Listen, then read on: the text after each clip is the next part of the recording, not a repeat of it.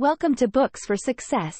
Today, we're unraveling the insights from Wired for Intimacy by William M. Struthers. Wired for Intimacy, 2010, is a practical and hopeful guide for Christian men looking to find freedom from pornography.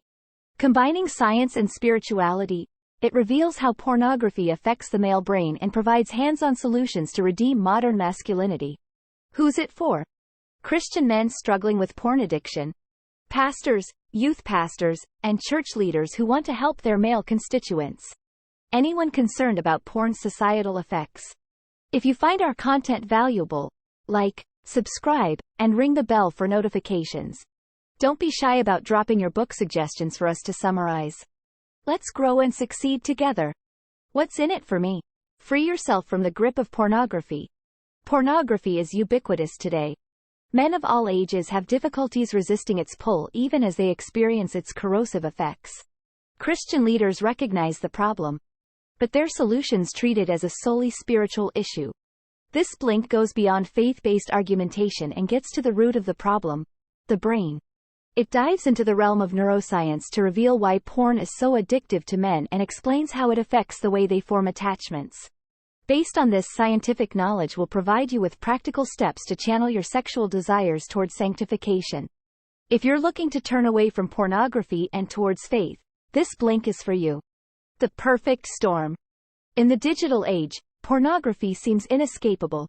The internet has massively aided its spread, making it accessible, affordable, and anonymous. The porn industry now generates billions in revenue across all media. But the dangers of porn are rarely discussed. Pornography treats human sexuality as a commodity to be consumed, degrading both men and women. It hijacks men's brains, sometimes destroying their whole lives. Yet talking about this issue raises discomfort, even among Christians who want to live purely. Attitudes range from amusement to avoidance. Those defending pornography often do so through subtle dodges, avoiding the real problem. There are three common types. The definition dodge claims that porn can't be defined. After all, many great books, movies, and works of art depict erotic scenes. However, most reasonable people can easily distinguish erotic art from material made solely to sexually arouse. The constitutional dodge argues that porn is protected as free speech by the First Amendment. But there already are restrictions to free speech that are reasonable and legal. No one would argue the same for child pornography, for instance. Civil liberties don't negate the harm caused by pornography. The causal dodge notes that research correlates porn with certain harmful effects, but that doesn't prove causation. The tobacco industry was able to hide behind this dodge for decades. Studies can only prove correlation in both cases because more direct, experimental studies are unethical or simply impossible. But since there are plenty of anecdotes of men who have experienced the damage pornography can do, it's very reasonable to believe the correlation implies causation in this case. In reality, porn and its effects are pretty easy to define. Porn depicts erotic acts expressly to arouse, removed from the proper context of intimacy. It claims to depict sexual fulfillment but actually perverts the gift of sex that God has given us, turning it into a product to be sold and bought. It promises intimacy but delivers isolation. The perfect storm of the internet has enabled porn to saturate our culture and rewire sexuality. Recovery is possible. It starts with re-embracing a biblical sexual ethic. But it will be a tough cultural battle. Porn's promise. Pornography promises intimacy but ultimately corrupts it. It distorts men's views on women and sexuality and erodes trust in relationships. For instance, many wives feel uncomfortable with the idea that their husband is looking at other women. Why, then, is porn so alluring to men? Well, most porn is based on the simple fact that something in the male brain finds the female form entrancing. The arousal this generates can build momentum like a runaway train, overwhelming good judgment. Men often cite curiosity, fantasy, surrender, or even finding joy in women's pleasure to defend their porn habit. But deep down, porn often stems from control issues and distorted views of intimacy. Factors like depression and poor self-image can also contribute. The addiction label carries stigma, but the truth is that many men's porn habits exhibit the hallmarks of addiction. They quickly turn from impulsive to compulsive. That's because a porn habit creates powerful neural pathways in the brain that train us to hunt for short-term pleasure. But, like most addictions, porn is corrosive in the long term. Cognitively, porn alters moods, dominates thoughts, and impairs self-control despite consequences. Men who watch porn begin to objectify women encountered in real life. They develop an unhealthy sexuality focused on body parts and using others as objects. But a part of them also intuitively recoils from porn. Many of us sense something isn't right when we watch porn. We feel a healthy guilt at violating another's intimate space, usually after the arousal dissipates. Repeated exposure can sear the conscience, twisting our shame into either complicity or self-loathing. We learn to rationalize porn through denial, minimization, normalization, justification, and even celebration. Unfortunately, today's ubiquitous access means that boys are exposed to more extreme imagery earlier. First, porn experiences evoke a mix of excitement, anxiety, and confusion. Then, with more and more exposure, porn literally changes the brain's wiring. So, porn promises liberation but ultimately delivers bondage. It isolates users from real intimacy despite offering an illusion of it. This takes a psychological toll, impeding men's ability to form deep, lasting, intimate connections with women. The path to redemption is to embrace God's view of intimacy. Healthy sexuality should honor partners as whole people, made in God's image.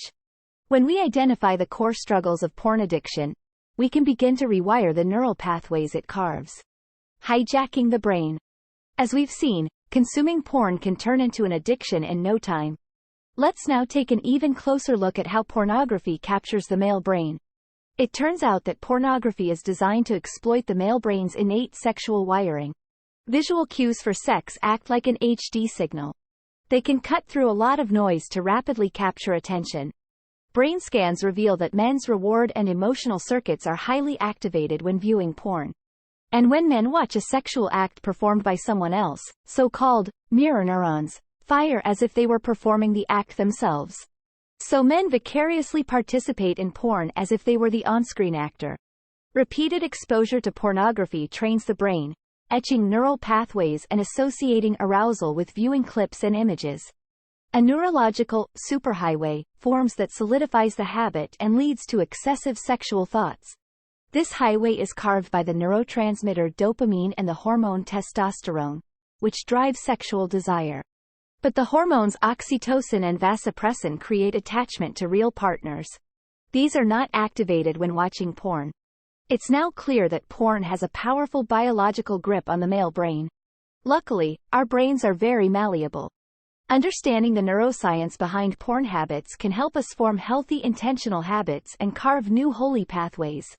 All men can regain the power to resist porn's false promises and redirect their hardwired sexual desires toward righteousness. But change takes work. Willpower alone is not enough. In the next section, we'll examine how to wed our scientific understanding of men's brains with a healthy, sanctified view of masculinity. Reclaiming biblical masculinity. To break pornography's grip, we must first grasp what truly makes men men. Clearly, the wiring of their brains distinguishes men's arousal patterns from those of women. Various social norms teach boys how to be real men. But most of these norms distort masculinity's true purpose. They emphasize dominance, competitiveness, aggression, emotional restraint, and worldly achievements. Moreover, men are assumed to be naturally prone to sexual immorality and unable to control themselves. However, these traditional views are severely limiting and often damaging. They pressure men in unhealthy directions and rob men of options for expressing masculinity in healthy ways. Redemption starts by re-embracing the biblical manhood modeled by Jesus, who combines strength with tenderness, transcending society's false dichotomies. He didn't vie for control and status. Instead, he gave himself freely for the benefit of others. This is what a healthy version of modern masculinity should look like: self-giving love. Men should grow through overcoming challenges and defending what they believe to be right, not through dominating others.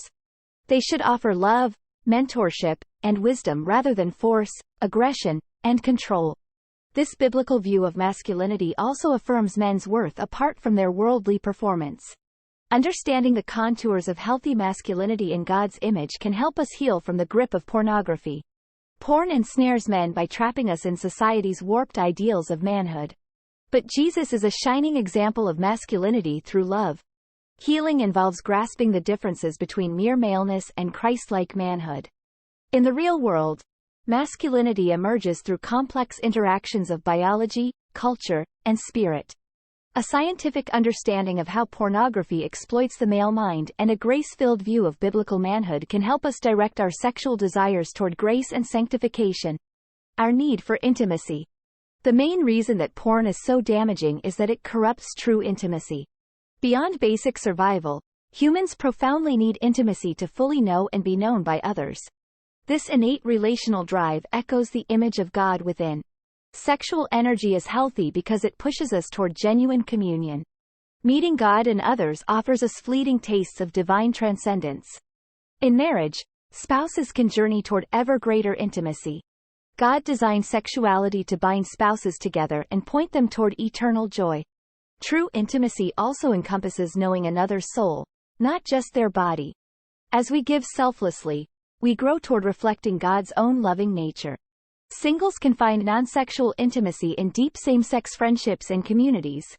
But giving into our sexual energy without channeling it towards communion with others is a dangerous game. The sole focus on sex, as encouraged by pornography, frequently leads to disappointment. Masturbation, too, is like playing with neurological fire. It trains the brain toward self-sufficiency rather than true union with others. Still, shame has no place in managing masturbation habits. Masturbation is not inherently sinful. For single men, it may be a healthy way to meet sexual needs. However, married men should especially consider its impact on their relationship with their wives. Moderation, discernment, and Christ's healing grace can help avoid unhealthy extremes. In any case, using pornography to meet our sexual needs is a tragically misguided bid for intimacy and transcendence. Lasting healing involves reclaiming vulnerable relationships, grace, and God's purpose for our sexuality's sublime echoes. Renewal and redemption. Pornography ravages lives. But our sexuality, when properly directed, was actually created to propel holiness. Recognizing this power can help us free ourselves from porn's grip. As embodied beings, the small decisions shaping our neural pathways can orient us toward righteousness or depravity. Recovery means retraining the brain through spiritual formation. It begins by fully confessing the problem and exposing it to God's light. This means not just talking to peers but finding a mature mentor to hold us accountable. Professional counseling and reconnecting broken relationships may also facilitate healing. In community, men can encourage each other's God-given passions while maintaining sexual integrity. They can work to form new holy habits, immersion in scripture, prayer, and selfless service to gradually rewire neural circuits toward Christlikeness. Fixing our eyes on eternal impact can help us overcome momentary impulses. Freeing ourselves from the grip of porn goes hand in hand with a pursuit of holiness. Our brains constantly change, so we must do everything we can to steer this neuroplasticity toward godliness. Ultimately, shame has no place in the process, only grace. By better understanding themselves as embodied beings, men can reclaim their deepest desires for intimacy and transcendence. Their restless hearts can find rest in fully giving themselves to God's vision of intimacy. Final words. Men should strive to overcome their corrosive porn habits through the grace of God. Pornography ensnares men by hijacking the brain's sexual wiring. It promises intimacy yet delivers isolation. Recovery starts with understanding biblical masculinity, our longing for purpose, and the biology of desire. By grasping how porn exploits men's minds, we can learn to rewire the neurological pathways that enable our habit. We cultivate true biblical masculinity when we use our strength to serve others. Grace and community empower change as we redirect sexuality toward godly transcendence. Thank you for joining us on this enlightening journey. If you've enjoyed our summary, consider reading the full book for a more in-depth exploration. Before you go, hit that like button. Subscribe if you haven't yet, and share this video with someone who could benefit from these insights. Until next time, keep reading, keep learning, and keep growing.